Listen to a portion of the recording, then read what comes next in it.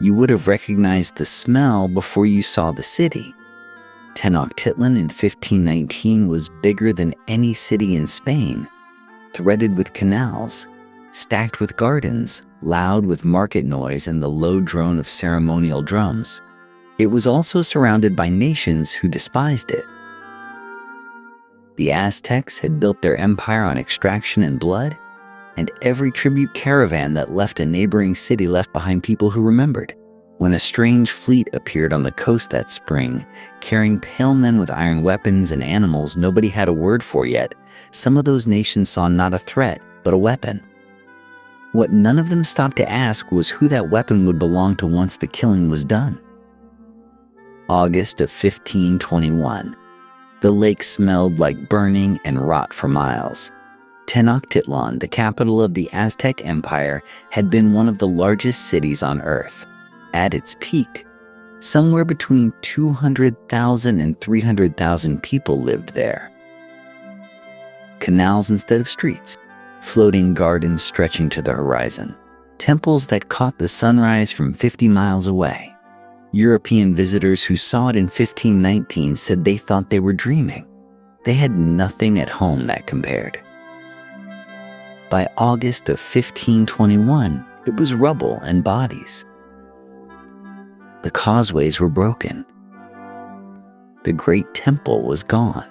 The streets, the ones that weren't flooded, were choked with the dead. The survivors, those who could still walk, were being driven out across the water. The man who had ruled this empire, Cuauhtémoc, was captured on a canoe trying to escape. The city that had taken 2 centuries to build had fallen in roughly 80 days of siege. The empire behind it, millions of people across central Mexico, had collapsed in under 2 years. 2 years. That is the fact that should stop you cold. The story that got written down, the one that got taught for the next 5 centuries, credited this to a man named Hernán Cortés and a few hundred Spanish soldiers. Outnumbered, outgunned in terms of numbers, armed with steel and horses and a handful of cannons, they brought down a superpower. It became one of history's great conquest stories. A handful of Europeans against an empire of millions, and the Europeans won. It is a remarkable story. It is also, in the most important ways, wrong. Not wrong about the outcome. Tenochtitlan did fall. The empire did collapse. Cortés was there. But the picture of a few hundred Spaniards defeating a civilization of millions by themselves does not survive contact with the actual numbers. At the final siege of Tenochtitlan, Spanish soldiers numbered fewer than 1,000. The indigenous warriors fighting alongside them numbered somewhere between 80,000 and 200,000, depending on the source. Those warriors came from nations that had their own reasons, their own grievances, their own goals. They did not show up to help Spain build a colony. They showed up to destroy an enemy that had been extracting tribute and sacrificial victims from their people for generations. The Aztec Empire did not fall to Spain. It fell to a coalition. And understanding who built that coalition, why it held together, and who got what they wanted out of it changes everything about what the conquest actually was. This is not a story about Cortés outsmarting an empire. It is a story about an empire that had already made enough enemies to destroy itself, and a Spanish captain shrewd enough to hand those enemies the tools to do it. What comes next is more complicated than the legend, and far more interesting. At its height, the Aztec Triple Alliance controlled roughly 5 million people across central Mexico. 3 cities ran it: Tenochtitlan, the dominant power; Texcoco, its sophisticated eastern partner; and Tlacopan, the junior member that received a fraction of the cut. Together they had built the most powerful political system Mesoamerica had ever seen, and almost everyone inside it hated them. The mechanism was tribute. Conquered cities did not become partners. They became payers. The records that survived, the Mendoza Codex among them, document the scale of it. Hundreds of tons of maize, cacao, cotton, jade, feathers, rubber, gold dust delivered on schedule every year without negotiation. Miss a payment and soldiers arrived. Subject cities were not allowed to forget who owned them. But goods were not the only thing the Triple Alliance extracted. They also took people. The Flower Wars were formalized conflicts, staged battles between the Aztecs and neighboring states, fought not primarily to kill but to capture. Captives were brought back to Tenochtitlan, marched up the temple steps, and sacrificed. The gods demanded it. The priests confirmed it. The political message was impossible to miss. Your sons are feeding our gods, and there is nothing you can do about it. Cities like Tlaxcala, Cholula, and Huixotzinco lived under this pressure for generations. Some resisted and were crushed. Some submitted and paid. None of them forgot. This is the world Hernán Cortés walked into in 1519. Not a unified empire with loyal citizens ready to die for Tenochtitlan. A patchwork of subject states bound together by fear and enforced by violence, seething with a resentment that had nowhere to go. The Triple Alliance had no allies. It had hostages and tribute payers. What it did not have was a single city willing to fight for it when the moment came. Cortés did not need to create that anger. It was already there, pressurized and waiting. He only needed to find the people carrying it and make them an offer they had no reason to refuse. Hernán Cortés landed at Veracruz in April of 1519 with 508 soldiers, 16 horses, and a problem he had no good solution to. His men knew the math. They were outnumbered by a factor that made the math almost funny. Several of them wanted to turn around. Some had already begun talking about it. So Cortés made a decision that had no precedent in the history of Spanish conquest. He ordered the ships burned. 11 vessels, sunk or run aground in the shallows. The men on the beach watched them go down. There was no going back. The only direction was inland.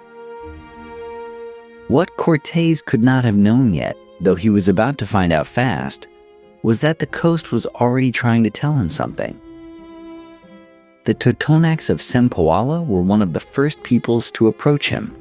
They had 20,000 warriors and a tribute burden they despised.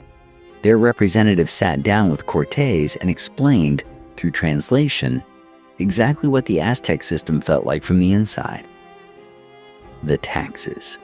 The soldiers who came when payments were late. The sons taken for sacrifice. Cortés listened to every word. The translation was possible because of a woman named Malintzin, called Malinche by the Spanish. She had been given to Cortés as a slave by a coastal lord trying to buy goodwill. She spoke Nahual, the Aztec language, and a Mayan dialect that bridged to the Spanish interpreter Cortés already had. Through that chain, every political conversation Cortés held in Mexico passed through her voice. She was not a footnote. She was the instrument the entire operation ran on. Without Malintzin, Cortés is deaf, isolated, and almost certainly dead within weeks. With her, he began to understand the structure of what the previous chapter described from the outside. Resentment that had been building for generations with no outlet. The Totonacs were not an isolated case. Everywhere Cortés turned on that coast, he found the same story. Fear of Tenochtitlan. Contempt for the tribute collectors. An almost physical need for something to change. Cortés made his offer. He would protect them from Aztec reprisal. He would march on Tenochtitlan itself. The Totonacs believed him. And they were only the first. The Tlaxcalans had been fighting the Aztecs for decades before Cortés arrived, and they were not losing. Tlaxcala sat roughly 60 miles east of Tenochtitlan, landlocked, fiercely independent, and deliberately strangled. The Aztecs had cut them off from trade routes, blocked their access to cotton and salt, and subjected them to a ritual cycle of conflict called the Flower Wars, battles designed not to conquer Tlaxcala but to bleed it slowly and harvest prisoners for sacrifice. This had been going on since roughly 1450. Tlaxcala had survived it all. They were not grateful. They were furious. So when Cortés marched inland in the late summer of 1519, the Tlaxcalans did not send a welcoming party. They sent an army.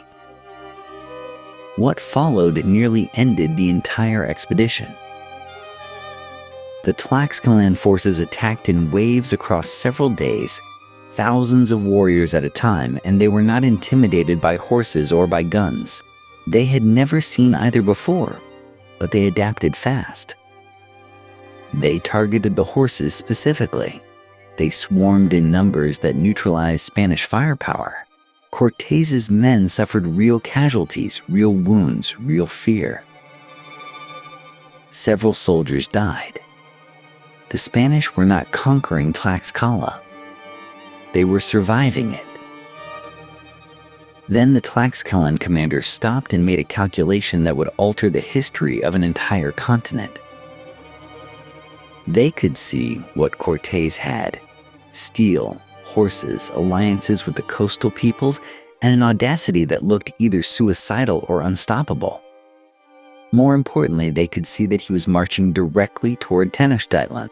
An enemy of the Aztecs was not automatically a friend, but he might be something more useful: a weapon.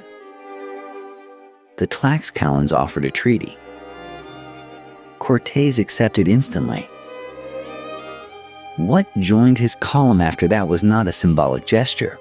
Tlaxcala contributed somewhere between 20 and 30,000 warriors to the campaign, along with tens of thousands of porters who carried supplies across mountain terrain no Spanish logistics chain could have managed alone.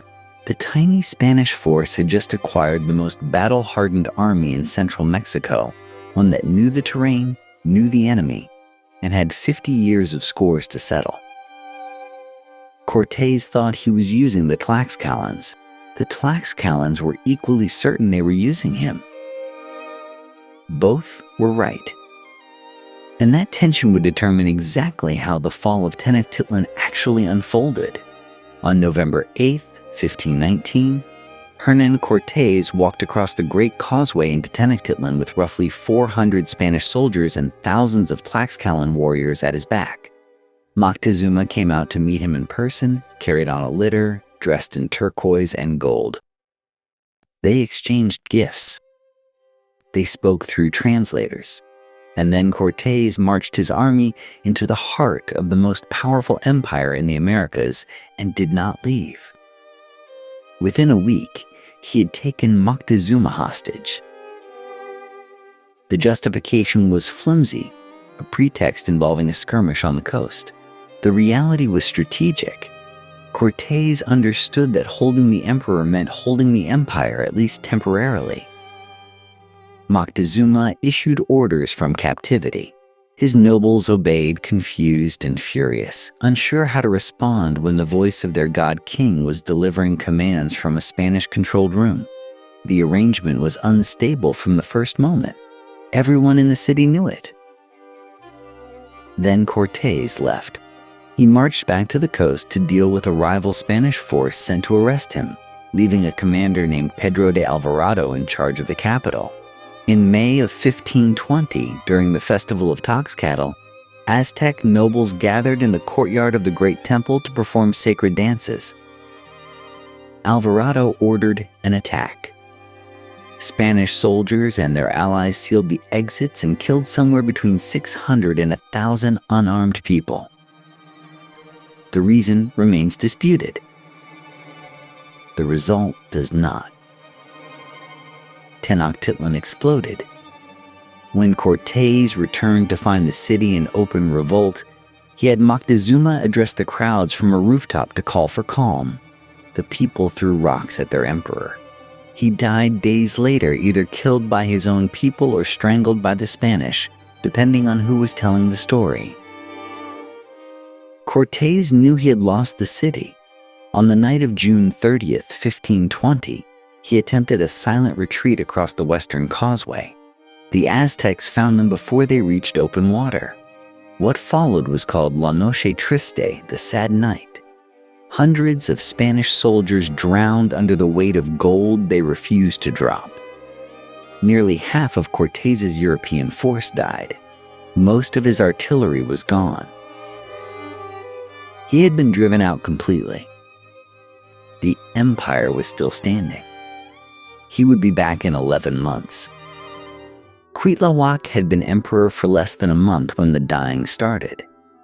He was elected in the chaos after Moctezuma's death, a proven military leader who had organized the assault that drove the Spanish out on La Noche Triste. He was exactly what the Aztecs needed. He would be dead before the year was over. The Spanish had left something behind when they fled. One of the soldiers in the rival force Cortés had fought on the coast was carrying smallpox. The virus entered Tenochtitlan sometime in the autumn of 1520. It moved through a population of several 100,000 people who had never encountered it, had no immunity to it, and had no framework to understand what it was doing to their bodies. In Europe, smallpox killed roughly 30% of those it infected. Among the Aztecs, early estimates suggest it killed far more. You cannot fight a war when your soldiers cannot stand up. The disease spread faster than any army could march. It crossed the causeways, moved along trade routes, reached villages and cities across the empire's entire network. The Cocalistly, the people called it the Great Pestilence. Entire families died in their homes. Farmers could not tend crops. Priests could not perform ceremonies. Military commanders died alongside the common people because the virus made no distinction. Cuitlahuac died in December of 1520, roughly 80 days into his reign. The cause was almost certainly smallpox. The Aztecs had just lost the leader who gave them their best chance of organizing a coordinated defense. His successor, a young man named Cuauhtémoc, inherited an empire that was hollowed out, grieving, and still dying in large numbers. The Spanish, meanwhile, were rebuilding. Cortés had retreated to Tlaxcalan territory, regrouped his forces, gathered thousands of additional indigenous allies who despised Aztec rule, and began constructing portable warships designed to control the lake surrounding Tenochtitlan. He was preparing a siege while the city buried its dead. The invisible killer had done in 3 months what 400 soldiers never could. It had broken the empire's capacity to fight back before the final battle even began. What Cortés was planning for the spring would finish what the disease had started. By the spring of 1521, Cortés had something more powerful than a Spanish army. He had a revolution.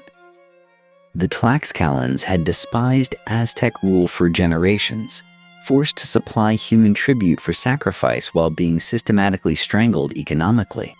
They had fought alongside Cortés before. Now they sent more men. Far more. And the Tlaxcalans were not alone. City after city that had suffered under Aztec tribute demands sent fighters. Texcoco, one of the great cities of the Triple Alliance itself, flipped sides and became a staging ground for the assault. Calula sent warriors. Smaller towns across the basin, calculating which side of history they wanted to stand on, joined the coalition. By the time Cortés was ready to march, his force numbered somewhere near 100,000 fighters. Spanish soldiers represented a tiny fraction of that number, perhaps 1,000 men in an army that stretched for miles. Cortés was not leading a Spanish conquest. He was leading an indigenous uprising against an indigenous empire, with Spanish steel and tactics at its edge. But to take Tenochtitlan, he needed to control the lake. The city sat on an island connected to the mainland by causeways. Aztec war canoes could flank any ground assault, supply the city indefinitely, and evacuate defenders at will. Cortés knew this. While the coalition assembled, his carpenters built 13 brigantines, prefabricated in sections, carried overland by 8,000 indigenous porters, and reassembled at Lake Texcoco. When they launched, they swept the Aztec canoe fleet from the water. Then he cut the city off entirely. The aqueduct from Chapultepec, the main source of fresh water for Tenochtitlan's population, was severed. The causeways were blockaded. No food came in. No water came in. A city of hundreds of thousands, already weakened by disease, was now sealed inside its own walls. Cuauhtémoc, the new emperor, could see the entire horizon filled with enemies. Many of those enemies were people the Aztecs had ruled for a century. What happened when Cortés finally moved onto the causeways would be unlike anything the Americas had ever seen. The fighting began in May of 1521 and did not end for nearly 3 months. Cortés pushed onto the causeways with his brigantines anchoring the flanks. The plan was to advance block by block, filling the canals with rubble as they went so Aztec warriors could not use them to regroup and counterattack in the night. It was brutal, grinding work. Every building was a fortress. Every rooftop held archers. The Spanish moved forward each day and pulled back each night, and each morning the Aztec defenders had torn up the rubble fills, reopened the canals, and reset the killing ground. It cost lives every single day. What drove the assault was not the Spanish. It was the coalition warriors, 100,000 strong, who understood this city and this enemy far better than any European. They had grudges generations deep. They were fighting neighbors who had taken their children for sacrifice and their crops for tribute. They fought with a fury that no Spanish officer had to manufacture or maintain. By August, the city was unrecognizable. Cortés had ordered entire districts demolished rather than recaptured. Streets he had once admired as finer than anything in Europe were now rubble and ash. The population, which had numbered over 200,000 at the start of the siege, was dying by the thousands, not from Spanish swords, but from starvation and the smallpox still burning through bodies already weakened by weeks without clean water. You would have heard the city before you reached it. The silence was the sound of it. On August 13, 1521, Cuauhtémoc tried to escape across the lake by canoe. A Spanish brigantine spotted him. He was brought before Cortés, and he did not beg. He reportedly pointed to the dagger at Cortés's belt and asked to be killed with it. Cortés refused.